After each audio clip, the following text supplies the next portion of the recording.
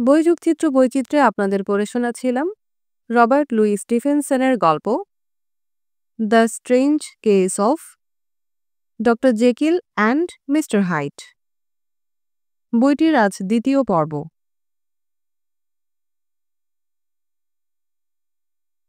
চিঠির ঘটনা। বিকেলের আলো যখন একটু ফিকে হয়ে এসেছে, সেই পড়ন্ত বেলায় মিস্টার আটারসন গেলেন ডক্টর জেকিলের বাড়িতে। পুল দরজা খুলে সাদর সম্ভাষণ জানালো তাকে। রান্নাঘর পেরিয়ে উঠোন পেরিয়ে তাকে নিয়ে গেল বাগানের পাশে একটা দালানে। এটা বাড়ির পেছন দিক। এই দালানেই ডক্টর জেকিলের ল্যাবরেটরি রুম। বিখ্যাত এক সার্জনের কাছ থেকে তিনি বাড়িটা কিনেছিলেন। সেই সার্জনের প্রয়োজনীয় রাসায়নিক পদার্থ ও অপারেশনের যন্ত্রপাতি এখানেই রয়েছে। বাগানের শেষ প্রান্তে রুমটা। আইনজীবী আটারসন এই প্রথম বন্ধুর বাড়ির এই অংশে প্রবেশ করলেন। তিনি মন দিয়ে জানালাহীন স্যাঁতস্যাঁতে বাড়িটাকে দেখলেন। ঘরের মধ্যে নিঝুম নীরবতা, টেবিল রাসায়নিক যন্ত্রপাতি ভরা, ছড়ানো ছিটানো অনেক বাক্স প্যাটার রয়েছে। সারা ঘরে কুয়াশাচ্ছন্ন মৃদু আলোর উকিঝুঁকি। ঘরের শেষ প্রান্তে কয়েক ধাপ সিঁড়ি। সেখানে একটা দরজা, দরজায় পুরো লাল পর্দা ঝুলছে। সেই দরজা পেরোতেই মিস্টার আটারসন ডাক্তারের সাক্ষাৎ পেলেন। বিশাল বড় ঘর, চতুর্পাশে দামি কাচের কারুকার্য, ভারী আসবাবপত্র, বড় একটা টেবিল, ময়লা জমা জানালা দিয়ে দেখা যায় বাইরের কিছু দৃশ্য। সেই সরু রাস্তাটি, সেই রাস্তার পাশেই একটি দরজা, প্রায়ই বন্ধ থাকে। ঘরটাকে উষ্ণ করে রাখার জন্যে চুল্লিতে আগুন জ্বলছে। চিমনি ঢাকা একটা বাতিদানে নরম আলোর খেলা। তার পাশেই বসে আছেন ডক্টর জেকিল। দেখে তাকে মারাত্মক অসুস্থ মনে হচ্ছে। বন্ধুকে দেখে তিনি উঠে দাঁড়াতে পারলেন না। বসে থেকেই ভাঙা কণ্ঠস্বর এবং শীতল হাত বাড়িয়ে অভ্যর্থনা জানালেন।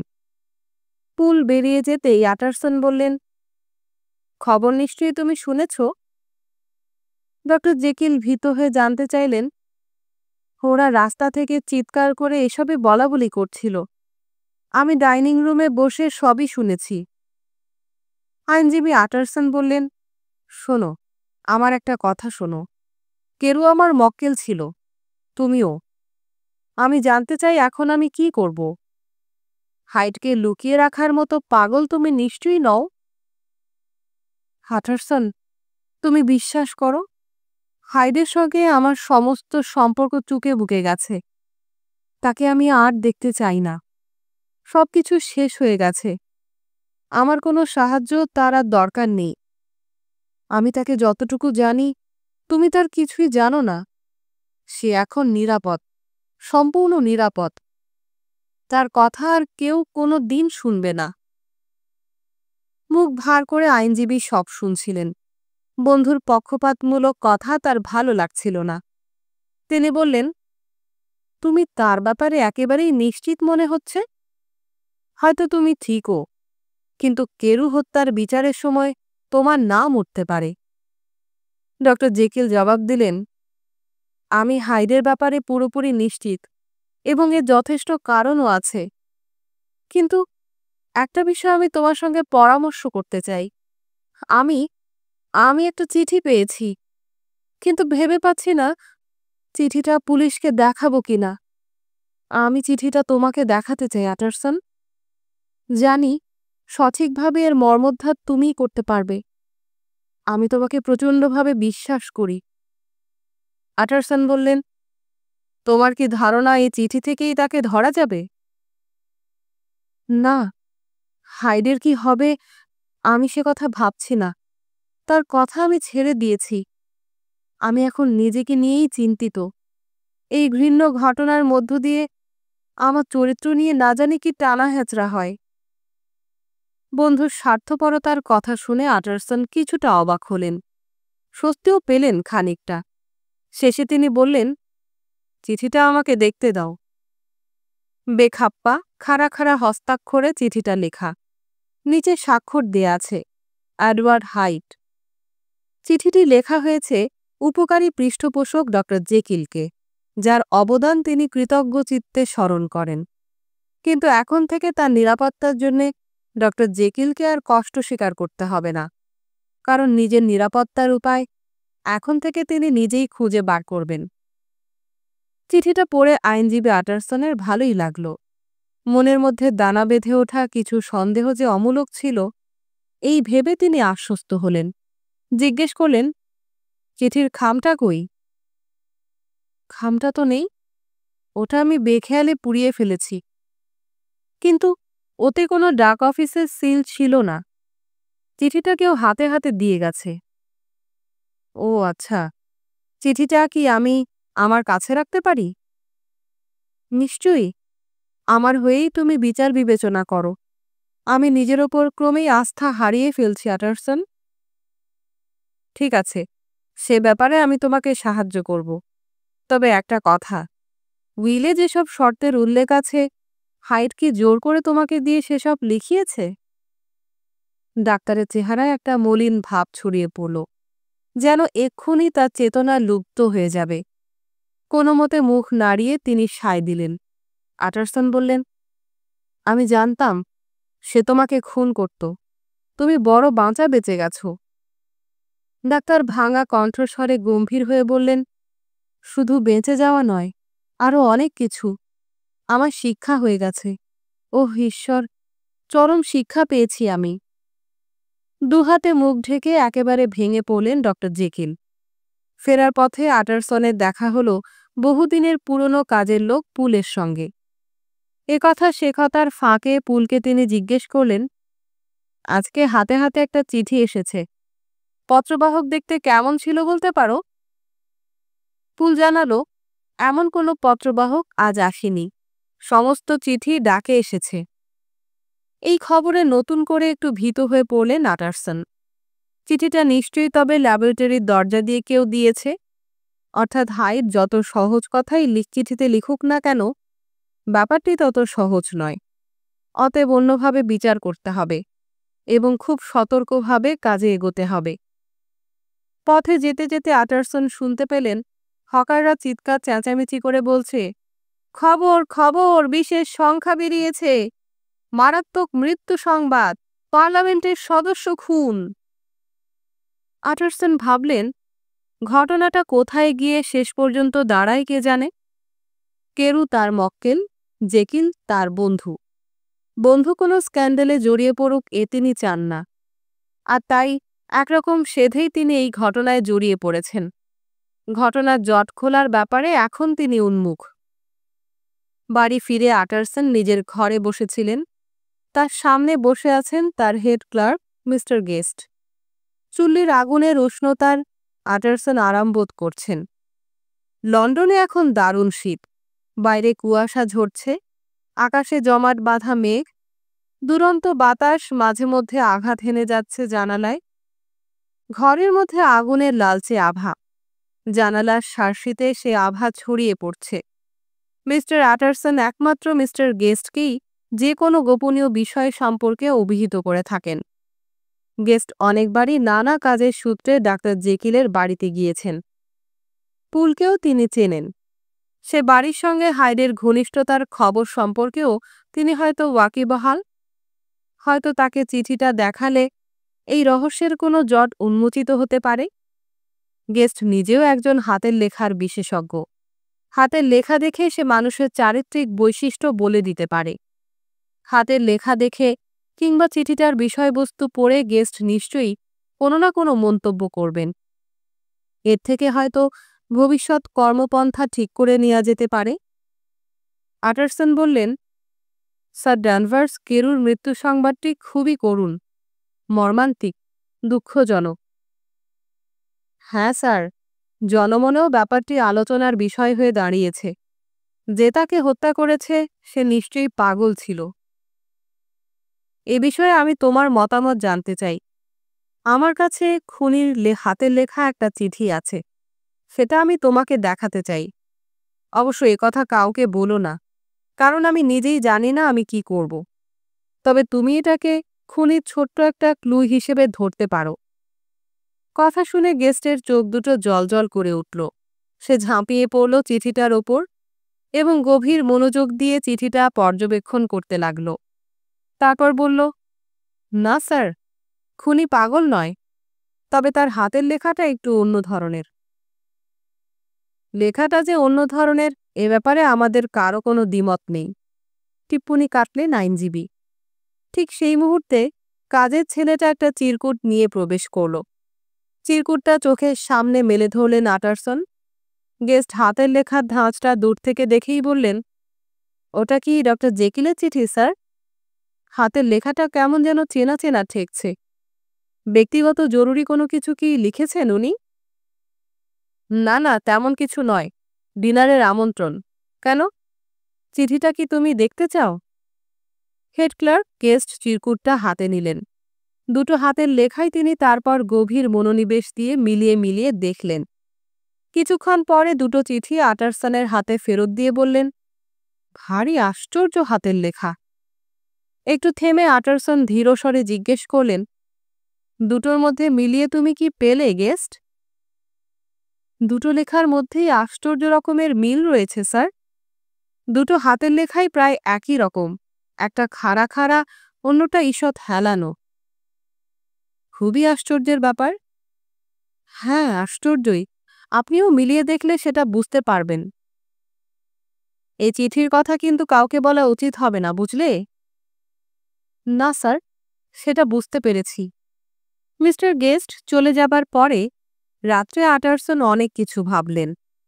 যত্ন করে চিঠিটা সিন্দুকে ভরে রাখলেন। যথাসময়ে চিঠিটা খুব কাজে লাগতে পারে। আটারসন ভাবতে লাগলেন, অবাক ব্যাপার, ডক্টর জেকিল কি তবে একজন খুনির লেখা জাল করে ফাঁকি দিতে চাইল? তার শিরায় শিরায় প্রবাহিত সমস্ত রক্ত যেন শীতল হয়ে আসতে লাগল। কিন্তু রহস্যের কোনো কুলকিনারা পাওয়া গেল না। ডক্টর ল্যানিয়ন। দিন কেটে যায়।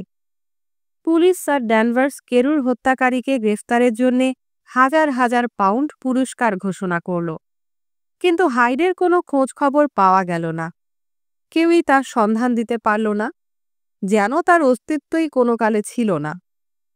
পুলিশি সন্ধানের ফলে হাইডের অনেক নিষ্ঠুর কার্যকলাপের কাহিনী উন্মোচিত হল। তার অতীতের নিষ্ঠুরতা, অবিচার ও নানাবিধ দুষ্কর্মের ঘটনা প্রকাশিত হল। কিন্তু তার বর্তমান অবস্থিতি সম্পর্কে প্রায় কিছুই জানা গেল না। ঘটনার দিন সোহো স্ট্রিটের বাসা থেকে সে যে লাপাত্তা হয়েছেন মিস্টার হাইড, তার আর কোনো খবরই জানা যায়নি। যে কোনো উত্তেজিত ঘটনাই একসময় স্তিমিত হয়ে আসে। স্যার কেরুর হত্যাকাণ্ডে খুব ভেঙে পড়েছিলেন আটারসন। কিন্তু হাইডের অন্তর্ধানে হত্যাকাণ্ডের রহস্য উন্মোচনে কোনো অগ্রগতি হল না। ডক্টর জেকিল হাইডের কবল থেকে মুক্তি পেয়ে আগের মতোই সুস্থ ও স্বাভাবিক জীবনযাপনে ফিরে গেলেন। আগের মতোই তিনি সামাজিক উৎসব অনুষ্ঠানে যোগ দিতে লাগলেন। বন্ধুবান্ধবদের সঙ্গে পুরনো সম্পর্কটা আবার চাঙ্গা হয়ে উঠল। তার চোখে মুখে রোগাক্রান্ত নৈরাশ্যের ভাব মুছে গিয়ে পুরনো উজ্জ্বল দ্যুতি ফিরে এলো। আত্মীয় স্বজন, বন্ধুবান্ধবকে নিয়ে বাড়িতে নিয়মিত নৈশভোজের ব্যবস্থা করতে লাগলেন। বুক থেকে যেন তার বড় একটা পাথর নেমে গেছে। অনেকদিন বাদে তিনিও বন্ধুবান্ধবদের বাড়িতে যাওয়া আসা শুরু করলেন। বহুদিন পর যেন তিনি মুক্ত বাতাসে নিঃশ্বাস নিতে পারছেন। কাজে কর্মে ব্যস্ত হয়ে পড়লেন তিনি। এইভাবে নিরবচ্ছিন্ন শান্তিতে কেটে গেল দীর্ঘ 2 মাস। 8 জানুয়ারি আটারসন জেকিলের বাড়িতে ছোটখাটো একটি পার্টিতে অংশ নিলেন। ডক্টর ল্যানিয়নও ছিলেন সেখানে। প্রত্যেকের আচার আচরণেই যেন ফিরে এলো পুরনো সেই দিনের কথা। পুরনো 3 বন্ধুর যেন পুনর্মিলনী উৎসব হল। কিন্তু 2 দিন বাদেই সবকিছু বদলে গেল। পরপর 2 দিন 12 এবং 14 জানুয়ারি আটারসন গেলেন ডক্টর জেকিলের বাসায়। বন্ধুর সঙ্গে দেখা করতে দেয়া হয় না তাকে। মাত্র কয়েকদিন আগে আনন্দে যে বন্যা ডেকেছিল তা যেন নিমেষেই উবে গেল। ল্যাবরেটরি রুমের দরজা বন্ধ। পুল জানালো ডক্টর ঘরের মধ্যে একা আছেন, কিন্তু তিনি কারো সঙ্গেই দেখা করবেন না। জেকিল বন্ধ ঘরে একা বসেছিলেন। আটারসনের অনুরোধেও দরজা খুললেন না। আটারসনের কিঞ্চিত রাগ হল, তার চেয়েও তিনি বিস্মিত হলেন বেশি। পরদিন তিনি আবার গেলেন। একই জবাব পেয়ে আশাহত হতে হলো তাকে। গত 2 মাস ধরে প্রায় নিয়মিত তিনি এ বাড়িতে এসেছেন। এই পরিবর্তনের কোনো কারণ তিনি বুঝতে পারলেন না। বুকের মধ্যে যেন একটা ভারী পাথর চেপে বসল তার। দিন 6 পরে তিনি ডক্টর ল্যানিয়নের বাড়িতে গেলেন। পুরনো বন্ধুর কাছে কোনো খবর পাওয়া যায় কিনা দেখা যাক। তার বাড়িতে প্রবেশাধিকারে কোনো বাধা নেই, কিন্তু ল্যানিয়নের দুর্দশাগ্রস্ত চেহারা দেখে তিনি বড়ই অবাক হলেন। রক্তহীন ফ্যাকাশে মুখ, ক্রমাগত রাত্রি জাগরণের কালো ছাপ চেহারায়। কেউ যেন তার নামে মৃত্যু পরোয়ানা লিখে গেছে। এরকমই আসন্ন মৃত্যুর চিহ্ন চোখে মুখে। উজ্জ্বল মানুষটি নেতিয়ে পড়েছেন, চামড়া ঝুলে পড়েছে। তিনি যেন অনেক বুড়ো হয়ে গেছেন। শুধু শরীরেই পরিবর্তন ঘটেনি, মানসিকভাবেও তিনি বিপর্যস্ত হয়ে পড়েছেন। চোখে মুখে যেন তার বিভীষিকার ছায়া। আটারসন ভাবলেন, একেই কি মৃত্যু ভয় বলে? ল্যানিয়ন নিজে একজন ডাক্তার, হয়তো বুঝতে পেরেছেন মৃত্যু তার নিকটবর্তী। তাই কি ভেঙে পড়েছেন করুণ হতাশায়? আটারসন উদ্বেগাকুল হয়ে জানতে চাইলেন, কি ব্যাপার ভাই, কি হয়েছে? গভীর হতাশায় ভেঙে পড়ল ল্যানিয়নের কণ্ঠস্বর। জীবনে একটা দারুণ আঘাত পেয়েছি। এই ধাক্কা আমি আর সামলে উঠতে পারব না। এখন শুধু দিন গণনার পালা। হয়তো সপ্তাহখানেকের মধ্যেই আমি শেষ হয়ে যাব। কথা বলতে বলতে ল্যানিয়নের মুখের অদল বদলে গেল। আটারসন বললেন, ডক্টর জেকিলও অসুস্থ। তার সঙ্গে কি এর মধ্যে তোমার কোনো দেখা সাক্ষাৎ হয়েছে? উত্তেজনায় হাত পা কাঁপতে লাগল ল্যানিয়নের। একটা শীর্ণ কম্পিত হাত তুলে তিনি বললেন, আমার সামনে আর জেকিলের নাম উচ্চারণ করো না। আমি তার কথা শুনতে চাই না। তারপর টেনে টেনে ধীরস্বরে তিনি বললেন, আমার চোখে জেকিল এখন মৃত। ওর কথা দয়া করে আমাকে বলো না। ঠিক আছে, ঠিক আছে, কিন্তু আমি কি তোমাকে কোনোই সাহায্য করতে পারি না? আমরা 3 জনই বহুদিনের পুরনো বন্ধু। নতুন করে বন্ধু তৈরি করার বয়সও আমাদের নেই। কিন্তু আর কিছুই করার নেই। তার চেয়ে বরং জেকিলকেই জিজ্ঞেস করো। ল্যানিয়ন ক্ষিপ্ত হয়ে জবাব দিল, সে তো আমার সঙ্গে দেখাই করতে চায় না। এতে অবাক হওয়ার কিছু নেই আটারসন। আমার মৃত্যুর পর হয়তো তুমি সব জানতে পারবে। আমি তোমাকে কিছুই বলতে পারবো না। কোনটা ঠিক আর কোনটা ভুল। আমার পাশে বসে তুমি অন্য কথা বলো। ওই প্রসঙ্গ উত্থাপন করো না। আমি জেকিলের প্রসঙ্গ সহ্য করতে পারি না। সে রাত্রে বাড়িতে ফিরেই আটারসন ডক্টর জেকিলকে অভিযোগ করে একটি চিঠি লিখলে। চিঠিতে তার প্রতি ল্যানিয়নের তীব্র ঘৃণা ও রাগের কথা উল্লেখ করলেন। কেন সে বন্ধ ঘরে নিজেকে অমন করে আটকে রেখেছে? কেনই বা সে তার সঙ্গে দেখা করতে আগ্রহী নয়? চিঠিতে সবিস্তারে এসব জানতে চাইলেন আটারসন। পরদিন সে চিঠির জবাব এলো। খুবই মর্মন্তুদ ও করুণ ভাষায় লেখা দীর্ঘ একটি চিঠি। মাঝে মাঝে রহস্যময় কিছু বাক্য, যার অর্থ সম্পূর্ণ পরিষ্কার নয়। ল্যানিয়নের সঙ্গে বিচ্ছেদের কোনো মীমাংসা আর সম্ভব নয়। আমি আমার পুরনো বন্ধুকে কোনো দোষ দিচ্ছি না। তার কোনো অপরাধ নেই। তার সঙ্গে আমার সব সম্পর্ক চুকে গেছে। তার সঙ্গে দেখা না হওয়াটাই আশাব্যঞ্জক। এখন থেকে আমি নীরবে নিভৃতে একাকী জীবনযাপন করতে চাই। এতে তুমি বিস্মিত হয়ো না। তোমার জন্য যদি আমার দরজা বন্ধও থাকে, তবু তুমি আমার বন্ধুত্বে অবিশ্বাস করো না। আমার অন্ধকার পথে তুমি আমাকে একাকী চলতে দাও। আমি নিজের উপর ভয়ানক শাস্তি ও বিপদ ডেকে এনেছি। আমার পাপের কোনো শেষ নেই। এই পাপের শাস্তি আমাকেই বহন করতে হবে। এই পৃথিবীতেই সেই পাপের প্রায়শ্চিত্ত করতে হচ্ছে আমাকে। হয়তো এটাই আমার ললাট লিখন। আটারসন, আমার একাকিত্বে বাধা সৃষ্টি না করে তুমি আমার পাপের বোঝা কিছুটা কমাতে পারো। চিঠি পড়ে আটারসন বিস্ময়ে হতবাক হয়ে গেলেন। হাইডের বীভৎস প্রভাব কেটে যাবার পর জেকিল সুস্থ স্বাভাবিক পুরনো দিনগুলো ফিরে পেয়েছিলেন। সপ্তাহখানেক আগেও বন্ধুবান্ধবদের সঙ্গে তিনি আমোদ প্রমোদে মেতে উঠেছিলেন। আনন্দ উচ্ছল, হাসি খুশি, সম্মানিত মানুষের মতোই জীবনযাপন শুরু করেছিলেন। হঠাৎ কি এমন ঘটে গেল যে বন্ধুবান্ধব, আরামায়েশ সব পরিত্যাগ করে জীবনের প্রতি অসীম নৈরাশ্য নিয়ে একা হয়ে পড়লেন? এত দ্রুত পরিবর্তন তো মস্তিষ্ক বিকৃতির লক্ষণ। ল্যানিয়ানের কথাবার্তা ও আচরণ থেকে সন্দেহ হচ্ছে ব্যাপারটা খুব সাধারণ নয়, এর মধ্যে গভীর কোনো রহস্য লুকিয়ে আছে। 1 সপ্তাহের মধ্যেই ল্যানিয়ান বিছানায় শায়িত হয়ে পড়লেন। পক্ষকালের মধ্যেই তার মৃত্যু ঘটল। মৃতদেহ সৎকার করে ঘরে ফিরে এলেন আটারসন। মনটা আজ তার ভীষণ বিষণ্ণ, কেমন ফাঁকা ফাঁকা বোধ করতে লাগলেন। অফিস রুমে এসে ড্রয়ার টেনে তিনি একটা লম্বা খাম বের করলেন। যথারীতি খামটা সিলমোহর করা।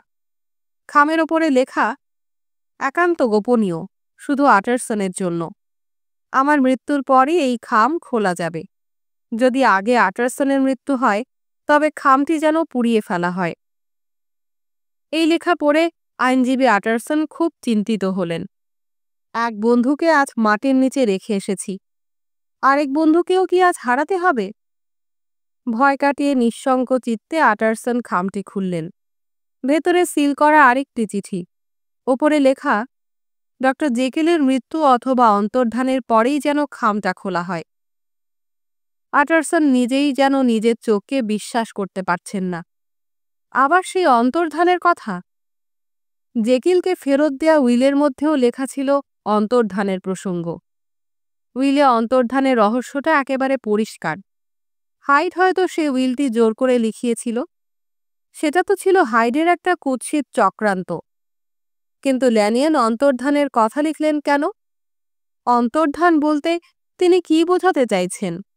এক প্রবল কৌতূহল তাড়া করতে লাগল আটারসনকে। খামের ভেতরে কি লেখা আছে তা জানার আকাঙ্ক্ষায় ব্যাকুল হয়ে উঠলেন তিনি। কিন্তু পেশার প্রতি তিনি সৎ এবং মৃত বন্ধুর অনুরোধ রক্ষা করার জন্যে অদম্য কৌতূহলকে তিনি দমন করলেন। খামটা সিন্দুকের গোপনতম স্থানে আবার যত্ন করে রেখে দিলেন। কৌতূহলকে দাবিয়ে রাখা এক কথা, তাকে জয় করা আরেক কথা। সেদিন থেকে জেকিলের ব্যাপারে কিছুটা আগ্রহ হারিয়ে ফেললেন আটারসন। হয়তো তিনি জেকিলের আচরণে ভয়ানক আহত বোধ করেছেন, কিংবা ব্যাপারটি বিভীষিকার চোখে দেখেছেন। জেকিলের খোঁজখবর নেয়ার জন্য বাসায় যেতেন তিনি, কিন্তু আগের মতোই ফিরে আসতে হতো তাকে। পুলের কাছ থেকে মাঝে মাঝে খবর পেতেন। আশাপ্রদ খবর নয় সেসব। ডক্টর দিনে দিনে আরও যেন রহস্যময় হয়ে উঠছেন। আরও একাকী, নিঃসঙ্গতায় আচ্ছন্ন তিনি। ল্যাবরেটরির সেই ভ্যাপসা ঘরটিতেই তিনি থাকেন। সেখানেই তিনি ঘুমান, খাওয়া দাওয়া করেন। কোনো কিছুতেই তার উৎসাহ নেই। আরও নীরব হয়ে গেছেন। কিছু পড়েনও না। কি যে তিনি করছেন তা নিজেও জানেন না। আটারসন জেকিলের উদ্ভট আচরণে অভ্যস্ত হয়ে পড়েন। তার সংবাদ শুনে একটুও বিচলিত হন না। ধীরে ধীরে আটারসন জেকিলের বাড়ি যাওয়া আসা কমিয়ে দিলেন। জানালার ধারে কোনো এক রবিবার আটারসন তার দৈনন্দিন সান্ধ্য ভ্রমণে বেরিয়েছেন, সঙ্গে এনফিল্ড। বেড়াতে বেড়াতে তারা সেই গলির মুখে দাঁড়ালেন। সামনে এক দরজাওয়ালা জানালাবিহীন সেই রহস্যময় অদ্ভুত বাড়িটা। বাড়িটার সামনে এসে কিছুক্ষণের জন্য মৌন হয়ে দুজনেই দাঁড়িয়ে রইলেন। এনফিল্ড বললেন, যাক, শেষ পর্যন্ত বাঁচা গেছে। হাইডের জন্য আমাদের আর চিন্তা করতে হবে না। আটারসন জবাব দিলেন, আমারও তাই মনে হয়। হয়তো সে নিরুদ্দিষ্ট হয়েছে। জানো, হয়তো একদিন আমিও দেখা পেয়েছিলাম হাইডের। দেখে তোমার মতোই। তার সম্পর্কে আমার কোনো ভালো ধারণা জন্মায়নি। লোকটা কেমন যেন ভয়ঙ্কর, বিভৎস তার চেহারা। ওকে দেখলে সকলেরই একই ধারণা হবে। প্রসঙ্গ পাল্টে এনফিল্ড বললেন, জানেন আমি কিরকম গাধা? এই বাড়িটা যে জেকিলেরই বাড়ির পেছনের অংশ, কিছুদিন আগে মাত্র সেটা জানতে পেরেছি। জেনেছ যখন ভালোই করেছ। চলো তাহলে ভেতরে ঢুকি। জানালা দিয়ে তাকিয়ে দেখি দেখা যায় কিনা কিছু। সত্যি বলছি, দুর্ভাগা জেকিলের জন্যে আমিও উদ্বিগ্ন। আমার মনে হয় বন্ধুবান্ধবদের মুখ দেখলে বেচারা কিছুটা ভালো বোধ করবে। বাড়ির প্রাঙ্গণটা ভেজা স্যাঁতস্যাঁতে। বাইরে তখনও অস্তমান সূর্যের শেষ আলোকমালা মিলিয়ে যায়নি, কিন্তু ভেতরে এরই মধ্যে ম্লান অন্ধকার। 3টে জানালার মধ্যে মধ্যেরটা একটু খোলা। আটারসন সেদিকে তাকিয়ে দেখলেন। একটু মুক্ত আলোর প্রত্যাশায় অপরিসীম বিষণ্ণ বদনে বন্দি কয়েদির মতো ডক্টর জেকিল জানালার পাশে বসে আছেন। আটারসন নিচ থেকে চেঁচিয়ে উঠলেন, এই যে জেকিল, কেমন আছো এখন? ভালো তো? ডক্টর ক্ষীণ কণ্ঠে জবাব দিলেন, আমার দুর্বলতা এখনো কমেনি। আমি ভালো নেই। ঈশ্বরকে ধন্যবাদ, হয়তো শিগগিরই সব চুকে বুকে যাবে। বাড়ির মধ্যে এমন সারাদিন চুপচাপ বসে থাকো কেন? বাইরে বেরোতে পারো না? এনফিল্ড বা আমার মতো একটু হাঁটাচলা না করলে শরীর সুস্থ থাকবে কি করে? এসো, হাতটা মাথায় চড়িয়ে শিগগির নেমে এসো। আমাদের সঙ্গে একটু হাঁটাচলা করলে ভালো লাগবে তোমার। তুমি ঠিক কথাই বলেছ বন্ধু। হাঁটতে আমিও খুব পছন্দ করি, কিন্তু না, সেটা আর সম্ভব নয়।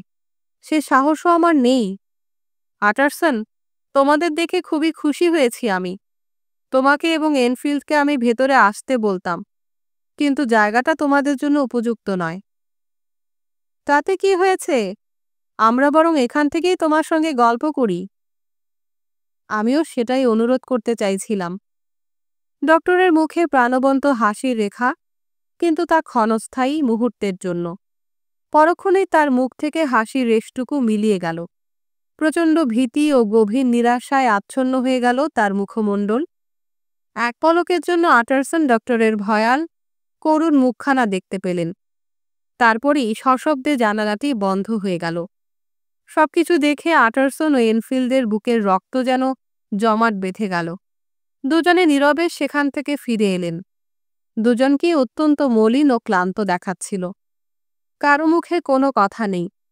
রাস্তা ধরে কিছু দূর হাঁটার পরে আটারসন দীর্ঘ নিঃশ্বাস ছেড়ে শুধু বললেন, ঈশ্বর আমাদের ক্ষমা করুন, ক্ষমা করুন। দুজনের চোখে মুখেই আতঙ্কের ছাপ স্পষ্ট।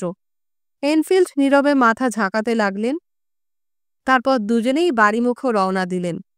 নত মুখে, মৌন মুখে, কোনো কথা নেই।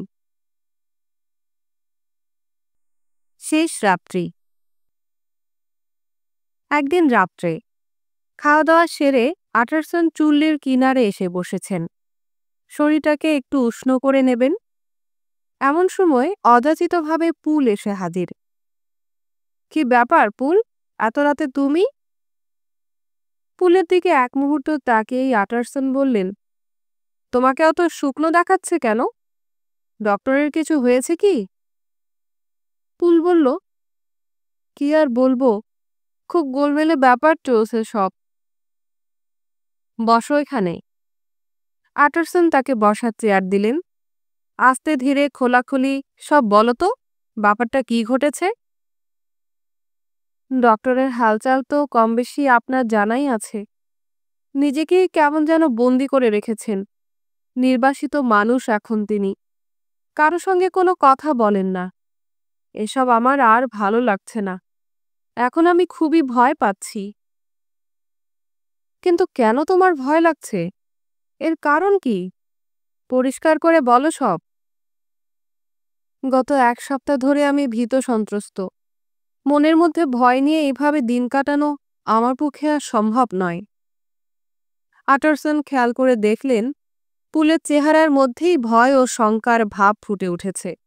সে নির্নিমেষ দৃষ্টিতে তাকিয়ে আছে নিচের দিকে। সে আবারও বলল, আতঙ্কগ্রস্ত সুরে, আমি আর পারছি না। দেখো পুল, এমন কিছু ঘটেছে যার জন্য তুমি এত ভয় পেয়েছ। নিশ্চয়ই কোনো কারণ আছে। সেটা কি, খুলে বলো আমাকে। কি আর বলবো, আমার মনে হয় কিছু একটা শয়তানি চলছে, উল্টোপাল্টা ব্যাপার স্যাপার। কি সেই ব্যাপার? সেটা বলার মতো সাহস বা শক্তি আমার নেই। কাঁপতে কাঁপতে পুল বলল, তার চেয়ে বরং আমার সঙ্গে চলুন, ব্যাপারটা নিজের চোখেই দেখবেন। আটারসন আর দেরি করলেন না। দ্বিধাহীন চিত্তে দ্রুত তিনি প্রস্তুত হয়ে নিলেন। মাথায় হ্যাট, এবং পরনে লম্বা কোট। ক্ষিপ্র পায়ে তারা ঘর থেকে বেরিয়ে এলেন। লন্ডনের মার্চ মাসের হাড় কাঁপানো রাত্রি, ঠান্ডা বুনো বাতাস ঝাপটা মেরে যাচ্ছে মুখে চোখে। বাতাসে শোঁ শোঁ শব্দে পাশের জনের সঙ্গেও কথা বলা যায় না। কুয়াশা মলিন রাতের আকাশে নিষ্প্রভ একাদশীর ম্লান চাঁদ, রাস্তাঘাট নীরব নির্জন। এরকম পরিবেশে অজানা বিপদের আশঙ্কায় কেঁপে উঠল আটারসনের মন। মোহাচ্ছন্নের মতো দ্রুত বেগে তিনি হাঁটতে লাগলেন। জেকিলের বাড়ির কাছাকাছি এসে যখন পৌঁছেছেন, তখন বাতাস আরও দ্রুত বইতে শুরু করেছে। যেন শুরু হয়েছে ঝড়। বাগানের সরু সরু গাছগুলো বাতাসের ঝাপটায় ঘন ঘন দুলছে, আছড়ে পড়ছে দেয়ালের ওপর। পুল সারাটা পথ নীরব। আগে আগে পথ দেখিয়ে হাঁটছিল সে। এমন শীতের রাতেও কপালে তার ঘামের বিন্দু। ভয়ে বিবর্ণ ও সাদাটে হয়ে আছে চেহারা। বেচারা গভীর দুশ্চিন্তায় মগ্ন। নিদারুণ মানসিক যন্ত্রণার ফলে পুল খুবই ক্লান্ত। বাড়ির সামনে এসে দরজায় হালকা কড়া নাড়তেই ভেতর থেকে আরেক ভৃত্যের উত্তেজিত কণ্ঠস্বর। কে কে ওখানে? আমি পুল, দরজা খোলো। ভেতরেই ঢুকতেই আটারসন দেখলেন উজ্জ্বল আলোকিত হলঘরটিতে দারুণ উষ্ণতা। জ্বলন্ত চুল্লিতে দাউ দাউ করে আগুন জ্বলছে। চুল্লির সামনে বাড়ির গৃহভৃত্য ও ঝিঁ চাকরেরা রয়েছে, জড়ো হয়েছে। সকলের চোখে মুখেই ভয় ও চিন্তার কালো ছায়া। সকলেই আতঙ্কিত। আটারসনকে দেখেই কেউ কেউ কেঁদে উঠল। কেউ যেন সাময়িক সান্ত্বনা খুঁজে পেল। কেউ যেন জড়িয়ে ধরতে চাইল আটারসনকে। তিনি জানতে চাইলেন, কি ব্যাপার? তোমরা সবাই একখানে বসে আছো কেন? কাজ নেই তোমাদের? বাড়ির কর্তা জানতে পারলে কিন্তু রাগ করবেন। পুল বলল, ওরা সবাই খুব ভয় পেয়েছে স্যার। সবাই চুপ করে বসে রইল। কারো মুখে কোনো শব্দ নেই। শুধু কাজের মেয়েটা প্রথমে মৃদু সুরে, পরে ফুঁপিয়ে শব্দ করে কেঁদে উঠল। পুল তাকে জোরে ধমক দিয়ে থামিয়ে দিল। ধমকের সুরে বোঝা গেল পুল এখনো সুস্থির হয়নি, সেও বিকারগ্রস্ত। তারপর একটা ছেলেকে ডেকে পুল বলল, যা, শিগগির একটা মোমবাতি নিয়ে আয়। মোমবাতি হাতে নিয়ে পুল আটারসনকে বলল, এবারে আমার সঙ্গে ধীরে ধীরে আসুন। কোনো শব্দ করবেন না, শুধু শুনে যাবেন আর সব দেখে যান। যদি আমার মনিব আপনাকে ভেতরে ডাকে, খবরদার যাবেন না কিন্তু। এই বলে সে বাড়ির পেছনে ল্যাবরেটরি রুমের দিকে চলল। সমস্ত পরিবেশটাই আটারসনের মনের ওপর গভীর আতঙ্কের ছাপ এঁকে দিল। হাঁটতে গিয়ে হোঁচট খেলেন তিনি। তারপরই মনে মনে সাহস সঞ্চয় করে নিলেন। ধীরে ধীরে পুলকে অনুসরণ করে এগিয়ে চললেন। অবশেষে তারা ল্যাবরেটরি রুমের সামনে শিশি বোতল বাক্সের বিশাল স্তূপ পেরিয়ে সিঁড়ির দোরগোড়ায় এসে উপস্থিত হলেন। পুল ইঙ্গিত করলেন যেন কোনো শব্দ না হয়। নিজে অনেক সাহসে মরিয়া হয়ে সিঁড়ি দিয়ে কয়েক ধাপ ওপরে উঠল পুল। পর্দার ওপর দিয়ে ভারী দরজায় কাঁপা কাঁপা হাতে মৃদু আঘাত করে ভীত কণ্ঠে সে বলল, স্যার, আটারসন আপনার সঙ্গে দেখা করতে চান। ভেতর থেকে একটা গম্ভীর কণ্ঠস্বর ভেসে এলো, তাকে বলে দাও আমি কারো সঙ্গে দেখা করব না। ঠিক আছে স্যার, বলেই পুল রান্নাঘর উঠোন পেরিয়ে ফিরে এলো সেই হল ঘরে। ভয়ার্ত ভৃত্যেরা সেখানে জটলা করছে। আটারসনের চোখের দিকে তাকিয়ে পুল বলল, স্যার, গলার স্বর শুনে কি বুঝলেন? এই কি আমার মনিবের কণ্ঠস্বর? আটারসন নমনীয় কণ্ঠে জবাব দিলেন, না হে, গলাটা যেন খুব বদলে গেছে। ঠিকই বলেছেন স্যার, গত ২০ বছর ধরে আমি এই বাড়িতে আছি। আমি তার কণ্ঠস্বর চিনব না? এ আমার মনিবের গলা নয়। আমার মনিব আর নেই। ৮ দিন আগে ঈশ্বরের নাম নিয়ে আমার মনিব কান্নাকাটি করতে শুরু করেন। শেষবারের মতো তখনই তার গলার স্বর শুনতে পেয়েছি। এখন ভেতরে যে বসে আছে কে সে জানি না। কি উদ্দেশ্য নিয়ে বসে আছে তাও জানা নেই। আটারসন বিস্ময়ে নির্বাক হয়ে গেলেন। খুবই অবাক ব্যাপার। এসব কি বলছো তুমি? তোমার কথাই যদি সত্যি হয়, তবে জেকিলকে কেউ খুন করেছে। কিন্তু সেটাও যদি হয়, তবে খুনি এখনো ঘরের মধ্যে কেন? ৮ দিন পরেও সে ভেগে যাবে না, এ কথা কিছুতেই বিশ্বাস করা যায় না।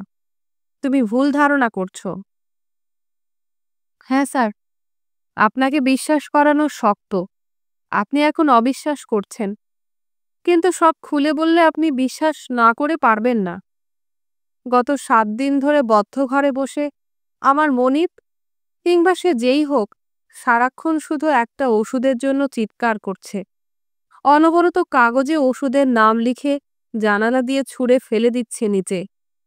আমরা দিনে ৩ বার করে বাইরে খাবার রেখে যাচ্ছি, কিন্তু সে আমাদের সামনে আসতে নারাজ। সকলের অজান্তে কোনো এক সময় খাবার নিয়ে যায় ভেতরে, কিন্তু ভেতর থেকে কাগজের টুকরো ছাড়া সে আর কিছুই ফেলে না। ওষুধটা নাকি তার খুবই প্রয়োজন। গত ৩ দিন ধরে আমি কাগজের টুকরোগুলো নিয়ে শহরের যাবতীয় ওষুধের দোকানে দোকানে ঘুরছি, কিন্তু যতবারই ওষুধ এনেছি তা সবই নাকি ভেজাল। আবার নতুন করে ওষুধ আনার জন্য ছুটতে হয়েছে আমাকে। যেমন করেই হোক, ওষুধটা তা চাই। আটারসন জানতে চাইলেন, তোমার কাছে কাগজের টুকরোগুলো আছে নাকি?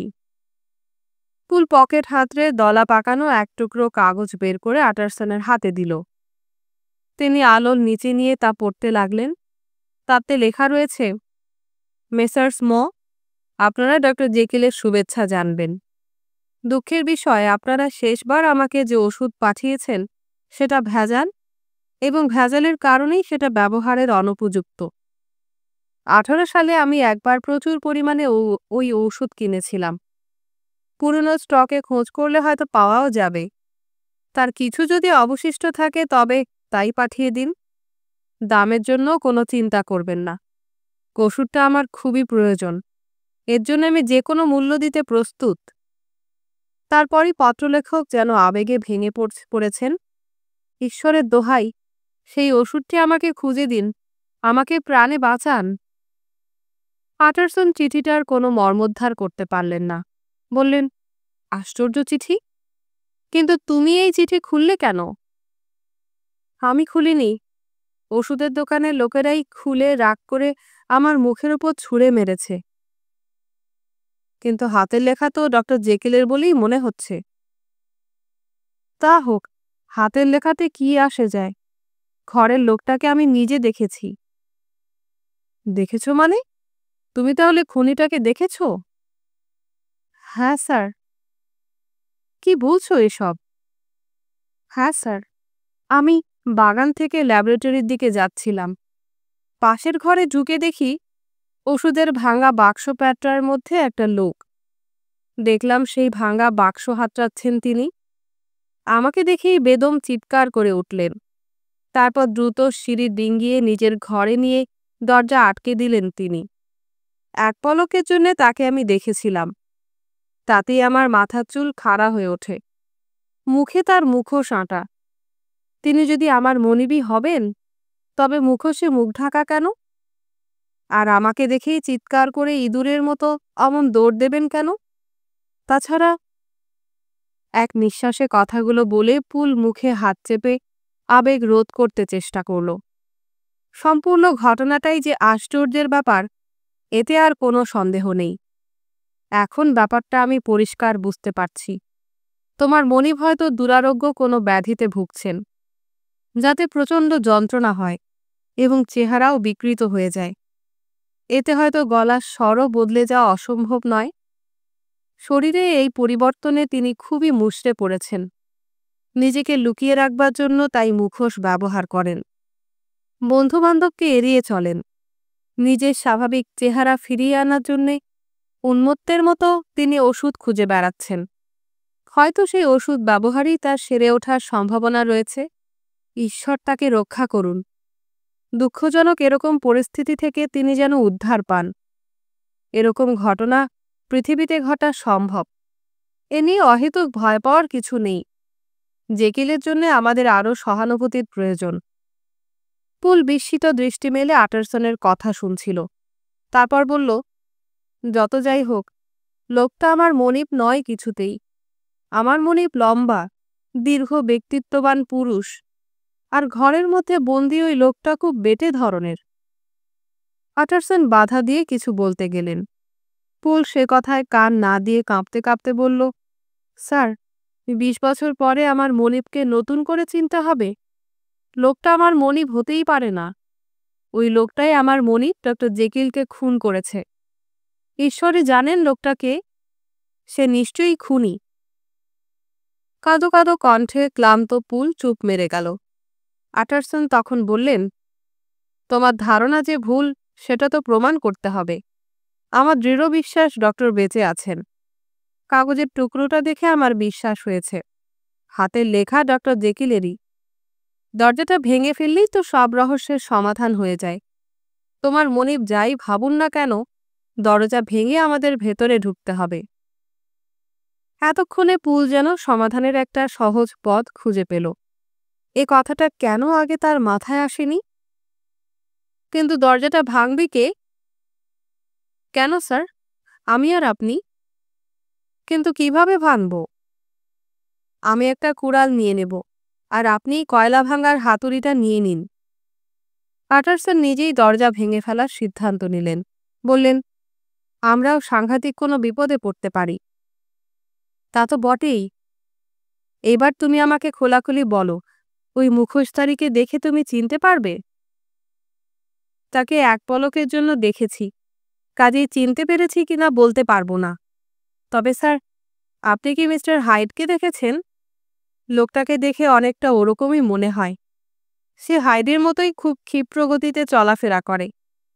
আপনার হয়তো জানা আছে যে স্যার কেরুকে খুন করার দিন থেকে লোকটা উধাও, কিন্তু তার কাছে ল্যাবরেটরির পেছন দিককার এক দরজার একটা চাবি রয়েছে। আচ্ছা স্যার, হাইডকে কি আপনি সামনাসামনি দেখেছেন? হ্যাঁ, সে দুর্ভাগ্য একবার হয়েছিল। তাহলে তো আপনি জানেনই লোকটা কিরকম বিভৎস ও কদাকার। এমনই কুৎসিত দেখতে যে তাকে দেখলে ভয় ভয় করে। দেখার পর আমারও সেরকমই মনে হয়েছে।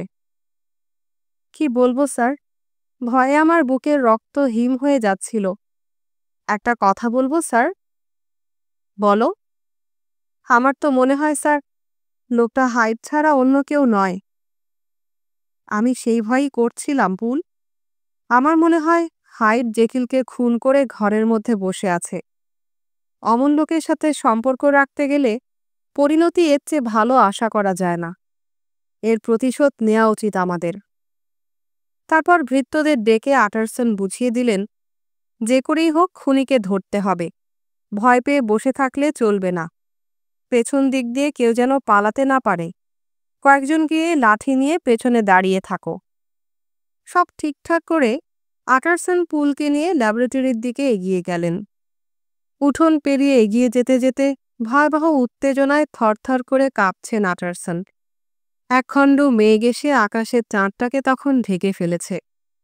চতুর্দিকে ছমছমে নিস্তব্ধ অন্ধকার। বাতাসের দোলায় হাতের বাতিটা নিভু নিভু হয়ে আসছে। হাঁটতে হাঁটতে কিছুক্ষণের মধ্যেই ল্যাবরেটরি ঘরের সামনে এসে দাঁড়ালেন তারা। কিছুক্ষণ দাঁড়িয়ে রইলেন চুপচাপ। নগরীর কোলাহল তখন থেমে এসেছে। দূর থেকে দুই একটি শব্দের মৃদু রেশ শোনা যাচ্ছে। রাতের শান্ত নিস্তব্ধ লন্ডন। কান পাতলে শোনা যায় জেকিলের ঘর থেকে পায়চারির শব্দ। পুল চাপা স্বরে ফিসফিস করে বলল, সারা দিনরাতি লোকটা ওই রকম অস্থির হয়ে হাঁটাচলা করে। শুধু যখন ওষুধের দোকান থেকে কোনো নতুন ওষুধ আসে তখনই কিছুক্ষণের জন্য থামে। কিছুক্ষণের জন্য নীরবতা। তারপরে আবার শুরু হয় ছোটাছুটি। কান পেতে শুনুন খানিকটা। আমার মনিবের পায়ের আওয়াজ কি এরকম ছিল? আটারসন খানিকক্ষণ কান পেতে শুনলেন। পায়ের আওয়াজ শুনে টের পাওয়া যায় কেউ যেন বানরের মতো লাফিয়ে লাফিয়ে যাচ্ছে। ইতস্তত বিক্ষিপ্ত হেঁটে বেড়ানো। জেকিলের মাটি কাঁপানো ভারী পদশব্দের সঙ্গে এর অনেক পার্থক্য। আর কোনো কিছু কখনো শোনোনি? তেমন কিছু নয়, তবে একদিন কান্নার ধ্বনি শুনেছিলাম। কান্না? সে কি? হ্যাঁ, পরাজিত মানুষের মতো করুণ সুরে একটানা হতাশার কান্না। সে কান্না শুনলে নিজেরও কান্না পাবে, স্যার। দরজার সামনে দাঁড়িয়ে ভারী পুরু পর্দাটার দিকে তাকালেন আটারসন। পুল কোড়ালটা নামিয়ে রাখল একটা ভাঙা বাক্সের ওপর। হাতের আলোটা রাখলেন একটা টেবিলে। তারপর কম্পিত দুরু দুরু বক্ষে দরজার গায়ে কান পাতলেন। ঘরে অবিশ্রান্ত দ্রুত পায়চারি করে রাত্রির নীরবতাকে ভেঙে টুকরো টুকরো করছে কেউ একজন। আটারসন চেঁচিয়ে ডাকলেন, জেকিল, আমি তোমার সঙ্গে দেখা করতে এসেছি। একটু থামলেন তিনি, কিন্তু ভেতর থেকে কোনো সাড়া শব্দ এলো না। আটারসন আবার ডাকলেন, তোমার সঙ্গে দেখা আমাকে করতেই হবে। তোমার সন্দেহজনক আচরণ আমাদের ভালো ঠেকছে না। ভালো চাও তো দরজা খোলো, নইলে আমরা জোর করে দরজা ভেঙে ভেতরে ঢুকব। ভেতর থেকে জবাব এলো, ঈশ্বরের দোহাই, আমাকে দয়া করো, আমাকে ক্ষমা করো। আটারসন চিৎকার করে উঠলেন, এ তো জেকিলের গলা নয়, এই কণ্ঠ হাইডের। আর দেরি নয়, এসো পুল, দরজাটা ভাঙা যাক। কুড়ুল উঠিয়ে নিয়ে পুল জোরে জোরে আঘাত করতে লাগলো দরজার ওপরে। আঘাতের তীব্রতায় পুরো বাড়িটা যেন নড়ে চড়ে উঠল। ঘরের ভেতরে লোকটা তখন গোঙাচ্ছে, মৃতপ্রায় জন্তুর মতো অবদ্ধ। অস্পষ্ট কাতর স্বরে যেন সে কেঁদে কেঁদে উঠছে, যেন মরণ যন্ত্রণায় সে আক্রান্ত। কুড়ুল উঠছে এবং নামছে। দরজাটা যেমন ভারী তেমনই মজবুত, ভাঙতে চায় না সহজে। 1, 2, 3 আঘাতের পর আঘাত পড়তে লাগলো দরজাটায়। অবশেষে দরজাটা ভেঙে খান খান হয়ে গেল। আটারসন অবাক হয়ে দেখলেন, ঘরের মধ্যে অখণ্ড নীরবতা, কোনো শব্দ নেই। ভয়ে ভয়ে তারা উঁকি মারলেন ভেতরে। স্নিগ্ধ আলোয় সারা ঘরখানি ভরে আছে। টেবিলের ওপর ছড়ানো ছিটানো অসংখ্য কাগজপত্র। চুলো জ্বলছে, সেখানে কেতলি চাপানো, বাষ্প বেরুচ্ছে শোঁ শোঁ শব্দে। পাশে চায়ের সরঞ্জাম সাজানো। ঘরময় ছড়িয়ে ছিটিয়ে আছে নানাবিধ রাসায়নিক পদার্থ। ঘরের মাঝখানে কার্পেটের ওপর একটা লোক উপুর হয়ে নিঃশব্দে পড়ে রয়েছে। শরীরটা তার দুমড়ে মুচড়ে কুঁকড়ে গেছে। তখনও তার শরীর কাঁপছে মৃদু মৃদু। দুজনে তারা অতি সন্তর্পণে ঘরে ঢুকে লোকটিকে শুইয়ে দিলেন। দেখা গেল লোকটি মিস্টার হাইট। বড় মাপের ঢিলেঢালা জামাকাপড় তার পরনে। তারা দেখেই চিনলেন, এসব ডক্টর জেকিলের পরিচিত পোশাক। হাইডের মুখের পেশিগুলো নড়াচড়া করলেও আসলে তার দেহে তখন প্রাণ নেই। তার হাতের মুঠিতে ধরা একটা ভাঙা শিশি। ঘরের ভেতরে অ্যাসিডের তীব্র গন্ধ। কারো বুঝতে বাকি রইল না যে হাইড বিষপানে আত্মহত্যা করেছে। আটারসন তখন বললেন, আমাদের একটু দেরি হয়ে গেছে। বাঁচানোর জন্যেই হোক আর তাকে শাস্তি দেবার জন্যেই হোক, হাইড এখন আমাদের ধরাছোঁয়ার বাইরে। এখন আমাদের আসল কাজ হলো ডক্টর জেকিলকে খুঁজে বের করা। সকলে মিলে সমস্ত বাড়িটা তন্ন তন্ন করে খুঁজলেন। বন্ধ ঘরের কোণা ঘুপচি, সিঁড়িঘর, লম্বা বারান্দা, হলরুম, কোথাও নেই। জীবিত কিংবা মৃত কোনো অবস্থাতেই জেকিলকে পাওয়া গেল না। বাড়ির পেছন দিকের প্রায় সম্পূর্ণটা নিয়ে জেকিলের গবেষণাগার। সিঁড়ি দিয়ে উঠে প্রথমেই যে ঘরটা পড়ে সেটা একটা ছোট্ট ল্যাবরেটরি। পুল ও আটারসন মিলে এই ঘরে দরজাই ভেঙেছিলেন। নিচের তলার ঘরগুলো পার হয়ে একটা টানা বারান্দা, সেটা গিয়ে মিশেছে সেই রহস্যজনক দরজায়। এই দরজা দিয়ে আরেকটা সিঁড়ি বেয়ে দোতলায় ল্যাবরেটরি ঘরে যাওয়া যায়। জিনিসপত্রের ঠাসার সমস্ত ঘর তারা আতিপাতি করে খুঁজলেন। সব চেষ্টাই বৃথা। জেকিলের কোনো চিহ্নই পাওয়া গেল না। একধারে রাজ্যের কাঠখড় বোঝায় একটা গুদাম ঘর, তার দরজার ওপর মাকড়সার জাল। দেখেই বোঝা যায় এ ঘরে মানুষ তো দূরের কথা, সূর্যের আলোও ঢোকেনি বহুদিন। চারধারে অনেক খোঁজাখুঁজির পর আটারসন সেই রহস্যজনক দরজাটার সামনে এসে দাঁড়ালেন। তিনি ভাবলেন ডক্টর হয়তো এই পথেই বেরিয়ে গলি দিয়ে পালিয়ে গেছেন। এই ভেবে তিনি খুঁটে খুঁটে দরজাটা পরীক্ষা করে দেখতে লাগলেন। দরজায় তালা লাগানো, একটা মরচে ধরা চাবি পড়ে রয়েছে নিচে। আটারসন বললেন, মনে হচ্ছে এ পথ দিয়ে বহুদিন কেউ যাওয়া আসা করেনি। পুলও সমর্থন দিল, কারণ চাবিটা ভাঙা। বাইরে খোঁজাখুঁজি করে নিরাশ হলেন তারা। তারপর দুজনে সিঁড়ি বেয়ে আবার ফিরে এলেন ওপরে। ঘরটা তারা ঘুরে ফিরে ভালো করে দেখতে লাগলেন। টেবিলের ওপর রাসায়নিক পরীক্ষা নিরীক্ষার ছাপ সুস্পষ্ট। কাচের ছোট ছোট টিউবে সাদা সাদা ওষুধের গুঁড়ো। দেখে মনে হয় এই সব ওষুধ দিয়েই পরীক্ষা চালাচ্ছিলেন। হয়তো পরীক্ষা অসমাপ্ত রয়ে গেছে। পুল জানালো, এই ওষুধগুলোই আমি এনে দিয়েছিলাম দোকান থেকে। চুল্লির ওপর বসানো কেতলির পানি তখনও টকবক করে ফুটছে। সেদিকে এগিয়ে গেলেন দুজনে। চুল্লির পাশে একটা ইজি চেয়ার, সামনে একটা টেবিল। জেকিল হয়তো এখানে বসেই অসময়ে সময়ে বিশ্রাম নিতেন। টেবিলের ওপর চায়ের সরঞ্জাম সব তৈরি, এমনকি কাপে পর্যন্ত চিনি ঢালা হয়েছে। খোলা একটা বই পড়ে রয়েছে। জেকিল ধর্ম বিষয়ক এই বইটার বহুবার প্রশংসা করেছেন। আটারসন অবাক হয়ে দেখলেন বইটার পাশে ডক্টর নাস্তিকের মতো অনেক মন্তব্য করেছেন। টেবিলের ওপর পাওয়া গেল ছোট্ট একটি আয়না। এখানে আয়না যে কী কাজে লাগত দুজনে অনেক ভেবেও তা বুঝে উঠতে পারলেন না। আয়নার ভেতর দিয়ে ছাদের একটা অংশ দেখা যায়। উভয়ে লক্ষ্য করে দেখলেন যে উনুন থেকে যে লালাপ ছায়া তাদের ওপর প্রতিফলিত হয়, তারই প্রতিচ্ছায়া পড়েছে আয়নার ভেতর। আর আয়নায় তাকালে দেখা যাচ্ছে তাদের ভয় বিহ্বল শুকনো মুখের প্রতিচ্ছায়া। এবার তাদের নজরে পড়ল ঘরের কোণে রাখা ছোট্ট একটি টেবিলের ওপর। টেবিলের ওপর জড়ো করা অসংখ্য কাগজপত্র। ড্রয়ারের ভেতর থাক থাক সাজানো কাগজপত্রের ওপরে একটা বড় খাম। আটারসন অবাক হয়ে দেখলেন খামের ওপরে বড় বড় করে তারই নাম লেখা, ডক্টর জেকিলের স্পষ্ট হস্তাক্ষর। সঙ্গে সঙ্গে ড্রয়ার ভেঙে খামটা খুলতেই ভেতর থেকে বেরিয়ে এলো আরও কয়েকখানা খাম। একখানা ডক্টরের উইল, মাস 6 আগে ফেরত দেয়া উইলের মতোই উপরে একই কথা লেখা রয়েছে। মৃত্যু এবং অন্তর্ধানের পরেই যেন এটা খোলা হয়। একই কথা, একই ভাষা, তবে এডওয়ার্ড হাইডের নামের বদলে লেখা আছে গ্যাব্রিয়েল জন আটারসনের নাম। আটারসন অবাক হয়ে পুলের দিকে তাকালেন, তারপর তাকালেন কাগজটার প্রতি। নিজের অজান্তেই দৃষ্টি গেল কার্পেটে শোয়া ডক্টর জেকিলের মৃত হত্যাকারীর ওপর। ধীরে ধীরে স্বগতোক্তির মতো করে তিনি বলে উঠলেন, আমার মাথাটা কেমন এলোমেলো হয়ে যাচ্ছে। খুনি লোকটা তো গত কয়েকদিন ধরে এই ঘরেই আবদ্ধ ছিল। উইলখানাও সে নিশ্চয়ই দেখেছে।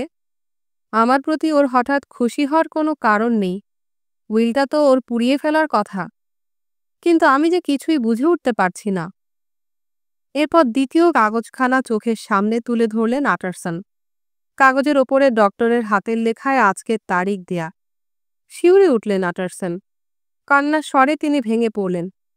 দেখো পুল, ডক্টর হয়তো কিছুক্ষণ আগে পর্যন্ত বেঁচে ছিলেন এবং এ ঘরেই ছিলেন, কিন্তু এরই মধ্যে কি তিনি হাওয়ায় মিলিয়ে গেলেন?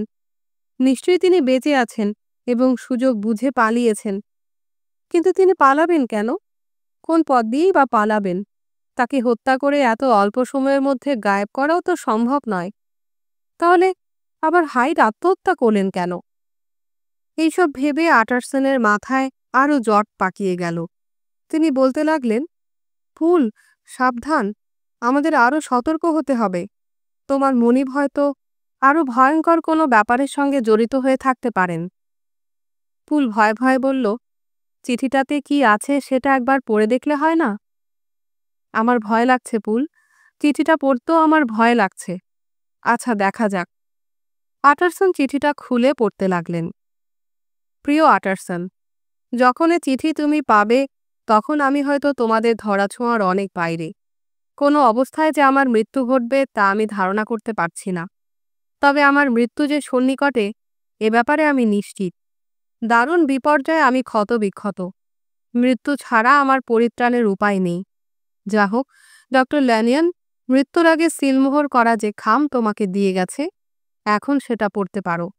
এরপরও যদি তোমার কৌতূহল বাকি থাকে তবে তুমি আমার জবানবন্দি পড়ে নিও, সেটাও এই সঙ্গে রেখে গেলাম। পড়লেই সব জানতে পারবে। ইতি তোমার অযোগ্য ও দুর্ভাগা বন্ধু হেনরি জেকিল। সিনমারা আরেকটা মোটা খাম পড়েছিল মেঝের ওপর। পুল সেটা উঠিয়ে আটারসনের হাতে দিল। তিনি সেটা কোটের বড় পকেটে রাখলেন। আটারসন তারপর বললেন, পুল, এসব চিঠির কথা কাউকেই বলো না। এখন 10টা বেজে গেছে। আমি বাড়ি গিয়ে এই চিঠিটা আর ল্যানিয়ানের চিঠিটা ঠান্ডা মাথায় পড়ে দেখতে চাই। রাত 12টার মধ্যেই আমি আবার ফিরে আসব। তখনই আমরা সিদ্ধান্ত নেব কি করা উচিত আমাদের। তখনই না হয় পুলিশকে খবর দেয়া যাবে। এখন যে জিনিস যেমন আছে তেমনি থাক। ঘরে তালা মেরে দুজনেই বেরিয়ে এলেন। আটারসন চলে যাবার পরও ভৃত্যেরা ভয়ে আতঙ্কে আগুনের ধারে চুপচাপ বসে রইল। বাড়ি এসে আটারসন একে একে খাম খুলে জবানবন্দি দুটো পড়লেন। প্রথমখানা ল্যানিয়ানের। মৃত্যুর পূর্বে তিনি আটারসনের জন্য যা লিখে রেখে গিয়েছিলেন এবং তারই শর্তমতো আটারসন যেটা খোলেননি। অপরটি এইমাত্র পাওয়া ডক্টর জেকিলের জবানবন্দি, যে জবানবন্দি দুটোতে সমস্ত রহস্যেরই মীমাংসা রয়েছে। জবানবন্দি দুটো পড়ে আটারসন অনেকক্ষণ স্তম্ভিত হয়ে বসে রইলেন।